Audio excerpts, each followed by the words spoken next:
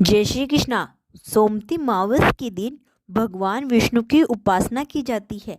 ऐसी मान्यता है कि जो व्यक्ति सोमती मावस की व्रत रखता है उसकी सभी मनोकामनाएं पूरी होती है, साथ ही अखंड सौभाग्य की प्राप्ति होती है। इस दिन सोमती मावस की कथा का पाठ भी जरूर करना चाहिए। इसे सोमती मावस की कथा सुनने से पहले चैनल को सब्सक्राइब एंड वीडियो को लाइक अवश्य कर दें। आइए मैं आपको सुनाती हूँ सोमती मावस की कथा। गरीब परिवार था। उस परिवार में पति पत्नी के अलावा एक पुत्री भी थी। वह पुत्री धीरे धीरे बड़ी होने लगी। उस पुत्री में समय बढ़ती उम्र के सभी स्त्रीरिच गुणों का विकास हो रहा था।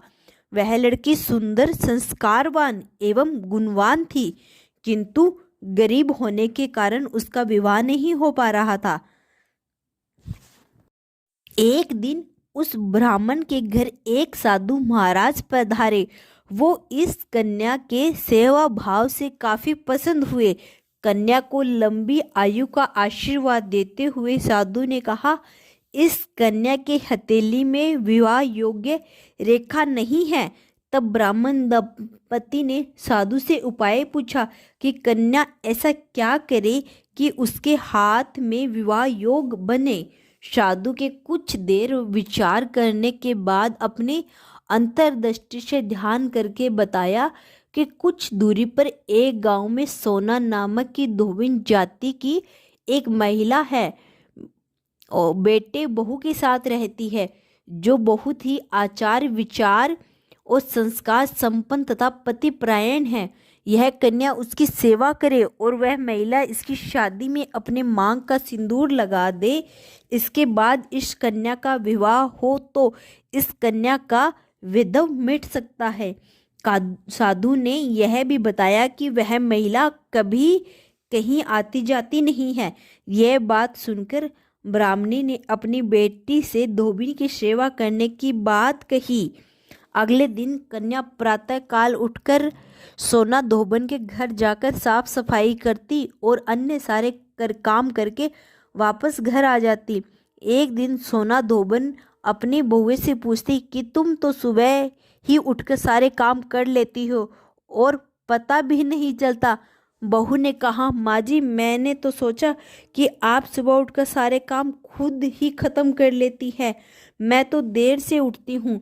इस पर दोनों सास बहू निगरानी करने लगी कि कौन है जो सुबह ही घर के सारे काम करके चला जाता है। कई दिनों के बाद धोबन ने कहा कि एक कन्या घर पर में आती है और सारे काम करने के बाद चली जाती है। जब वह जाने लगी तो सोना धोबन उसके पैरों में गिर पड़ी और पूछने लगी, आप कौन हैं और इस तरह छुपकर मेरे घर की चाकरी क्यों करती हैं। तब कन्या ने साधु द्वारा कही गई सारी बात बताई। सोना धोबन पतिपरायण थी, उसमें तेज था, वह तैयार हो गई। सोना धोबन के पति थोड़ा अस्वस्थ थे। उसने अपने बहू अपने लौट आने तक घर पर रहने को कहा। सोना धोबन ने जैसे ही अपनी मांग का सिंदूर उस कन्या की मांग में लगाया, उसका पति मर गया। उससे इस बात का पता चल गया, पर वह घर से निराजल ही चली थी। यह सोचकर कि रास्ते में कहीं पीपल का पेड़ मिलेगा तो उसे भंवरी देकर उसका प्रकीर्णन करके ही जल ग्रहण करेगी। उस दिन सोमती मावस थी। ब्राह्मण के घर मिले पूरे पकवान की जगह उसने ईंट के टुकड़ों से 108 भंवरी देकर 108 बार पीपल के पेड़ की परिक्रमा की और उसके बाद जल ग्रहण किया। ऐसा करते ही उसका पति के मुर्दा शरीर वापस जान आ गई। धोबिन का पति वापस जीवित हो उठा। जय श्री कृष्णा। अगर कहानी पसंद आई हो तो वीडियो को लाइक अवश्य करें।